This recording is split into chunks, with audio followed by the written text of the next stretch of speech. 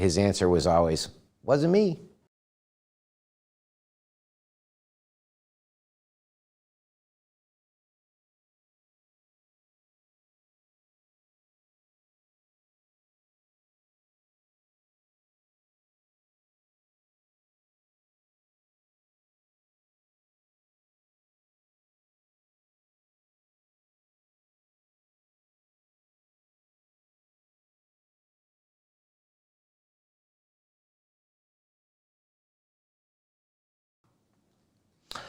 Hi everybody, welcome to our program. This program is going to be all about cleaning standards.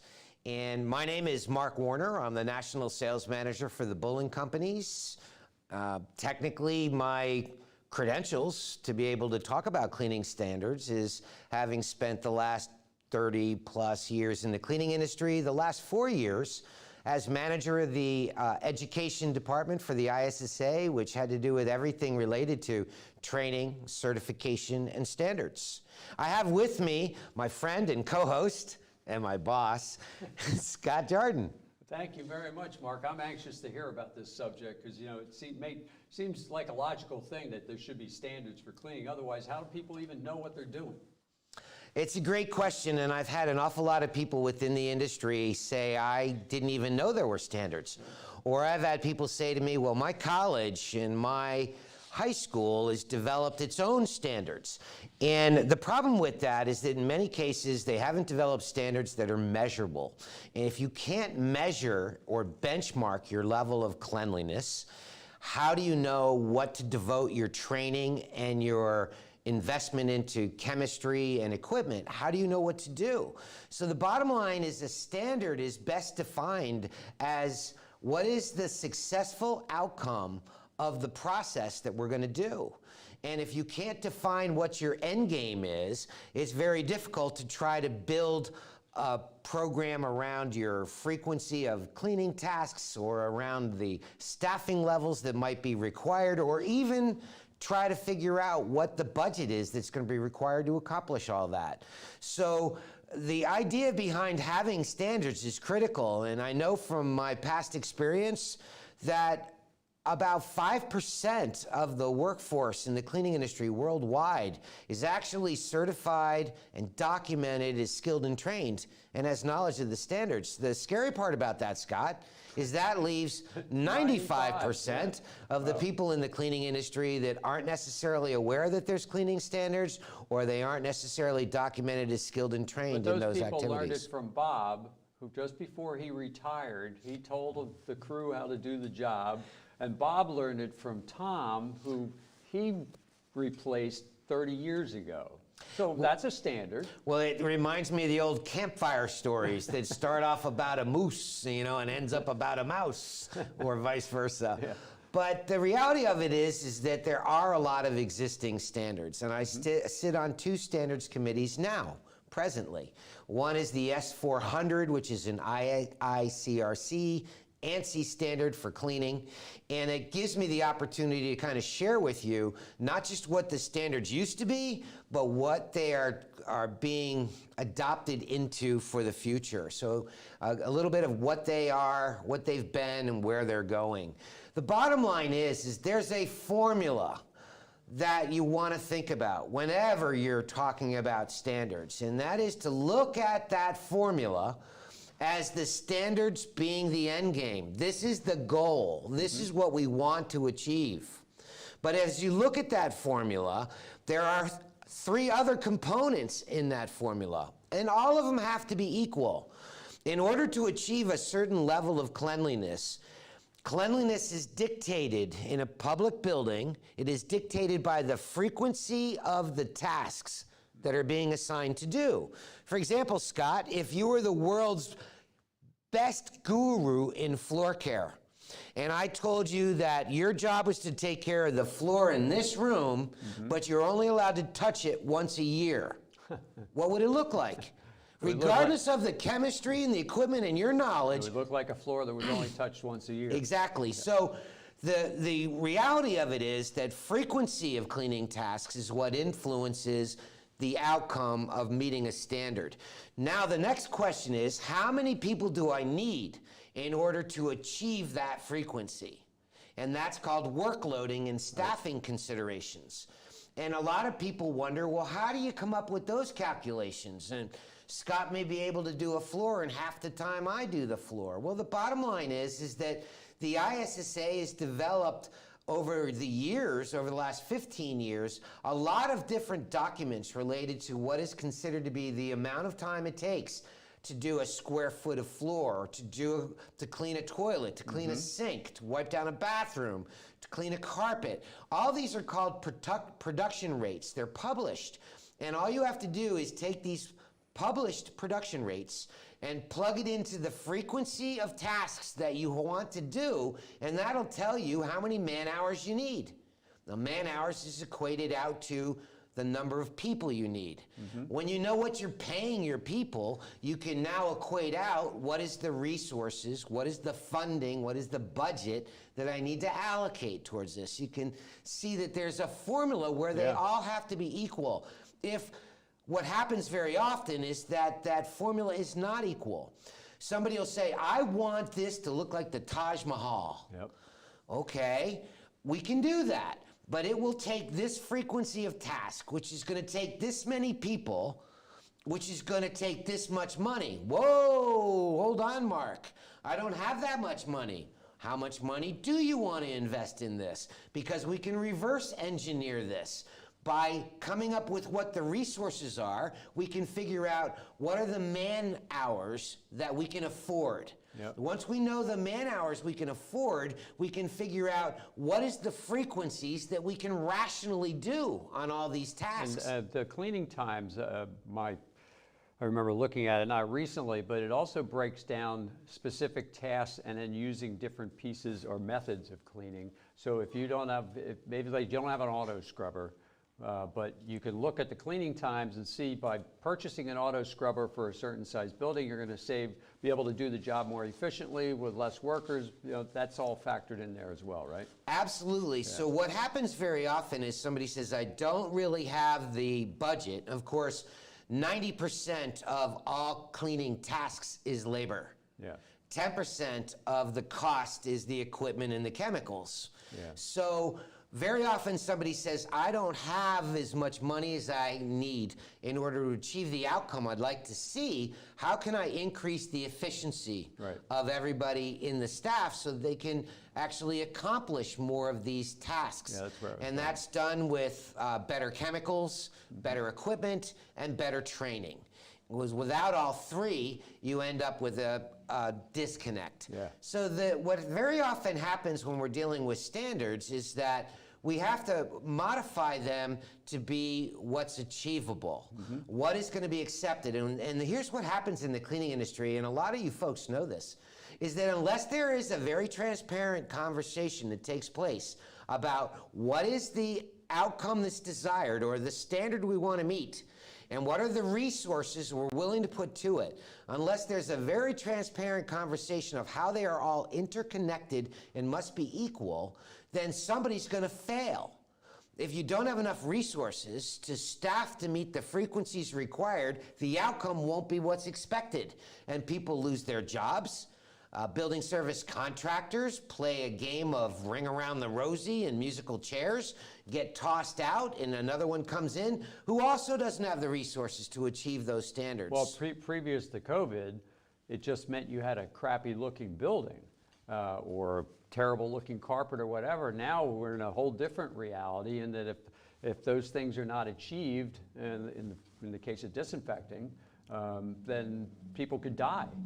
Well, there's standards that are now in being created. I'm part of the S410 Infection Control Standard Committee, which gets into the best practices of disinfection.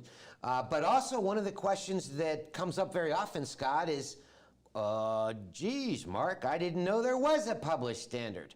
Well, actually, there are many. Scott, as past president of the ISSA, you were involved with two of them. One is the ISSA cleaning standard, which gets into things that are very important. It gets into the aspect of you've got to know how to measure what your level of cleanliness is to benchmark it. Before you start making investments and trying to determine how to improve things, you got to know where you're starting from.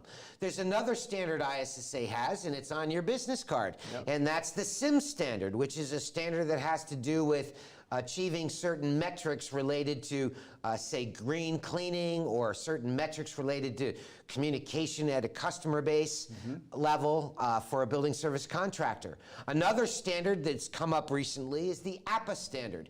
APA standard is something that was developed within the education community, K through 12 as well as higher ed, and that has got a 5-tiered level of benchmarking a facility, from 1 being spotless and impeccable to 5 being pathetic, and I would use other words, but I'm not allowed. Where average is somewhere in the middle, which is somewhere around 3. So those standards currently exist, but all of them have some degree of subjectivity. And so the big question that comes up on standards now is, are there ways to develop numbers, or as you would say, metrics, so that we can benchmark where we are now and be able to now measure what our improvement has been by investing in equipment that's better, by investing in better chemistry, by investing in better training. So a lot of the ways that we used to do it was the old white glove trick. You know, you rub a white glove above a door frame. Hey, it's got dust on it. You failed. Other ways that were used over the years, so we saw this in healthcare communities where they would use invisible ink to stamp a surface. Then the supervisor would come around with a black light, and if they could see that X, they knew that the process was not completed. And if they couldn't see the X, they know that somebody came in and did a wipe down. Not a real effective way of benchmarking, but you do document whether a process took place. From there, we've gotten into things like ATP meters, which have the ability to be take a swab culture off a surface, put it in a machine, and in 15 seconds determine whether or not there's any microscopic biological material there. And it's a way, again, of documenting a process. So you would use an ATP meter prior to the shift going in doing their cleaning. You'd use a meter reading afterwards, and again document in a more scientific way that the cleaning process took place. But it's evolving beyond that, Scott. And you and I have been involved with some very intense conversations regarding where this science is going. It's technology. It's getting into a level of what's commonly referred to as hyperspectral imagery, which means that you have the ability to take a picture of a room and actually have areas that were missed glow in the picture, in the photograph, showing that you can't normally see with the eye, but based on the tweaking of the sensor and the filters. Right. So what it's doing literally is picking up on the unique colors that are emitted from biological organisms and using a filtering system in photography, which you're very familiar with, to accentuate those colors and show what's been missed. And so it's another very, very cool tool. But my favorite is using a pass-fail deficiency count method, which basically means that I go in and I determine whether or not a surface is free of soil. So I can use one of those methods. I can use my eyes, I can use my nose for odors. And I either do a pass or fail. Now the flaw there is that I need to know the scope of work. I cannot call somebody a failure at doing a task if their frequency of task is to clean that glass over there, Scott, once a day. And there's a thumbprint on it today, right now. Is that a pass or a fail? Well, most people would say, well, that's a fail. And I would say, hold on, time out, grasshopper. The question is, what is the scope of work? If the scope of work is that glass gets cleaned once a day at end of shift, and that fingerprint occurred today, I can't fail that person on that task because it was accomplished within the prescribed frequency and the scope of work. And now I've got a way of developing a metric. And if I do 1,000 surfaces, I might come up with a rating of 600. Now I've got a way of saying, what are those 400 deficiencies? Are they related to floor care? Are they related to my carpet care? Are they related to my restroom care? I got 3 people, you know, around me. I love them all. There's Nikki, she's my carpet lady. I got this guy Alex, he's my floor man. Scott's phenomenal doing toilets, so he's my restroom guy. So, you know, the question is, they all want different things. They want different chemicals. Where do I put my limited dollars? Well, of the 400 deficiency counts that I have, over half of them are related to my restroom, which says, I need to make this limited amount of money that I have go right into my restroom care program, upgrade the chemistry and the equipment that I'm putting into play, maybe offer Scott some additional training, because if I can eliminate over half of my deficiency counts, all of a sudden my benchmark, my metric for cleanliness for my building just went up by 800 points. And my boss, who says, what'd you do with that 50 grand I gave you for your department? I can say, here's what happened. I invested it into my restroom care program, and our metric for cleanliness went from 600 to 800. So we gained 200 points. That's phenomenal. Yeah. Now, I do love Nikki and I do love Alex, but they weren't the biggest holes in the boat. Yeah. The biggest hole in the boat, which is the hole you got to patch first, was my restroom care program. And all of this gives us a way of using science to fine-tune our game. But where does it all start? The formula. Yep. And what's the starting point of the formula? The standard. Yep. You've got to know what it is, how you are defining a successful outcome. What is it you desire? Is it rational? Is it achievable? Are the resources available to support that outcome? So I hope you enjoyed this program. We certainly have a lot more we could talk about it. In fact, some of the things that we do, Scott, is offer this kind of training at the end user level in a virtual format, just like this. And as 1 or 2 of you may know, I could probably go on and on and on about this topic. But I thank you all for joining us. And Scott, thank you for joining me on this presentation. Thank you. I learned a lot, and it makes perfect sense, particularly if you're running a business. You got to be able to account for why you're spending money and where it's being spent and all that. So it gives data or metrics for the upper level administration people to say this makes sense because it's measurable, just like any other business would do with manufacturing a part or whatever it happens to be. Absolutely. So great info, Mark. Thank you very much. Thank you, and thank you all for joining us. Yep.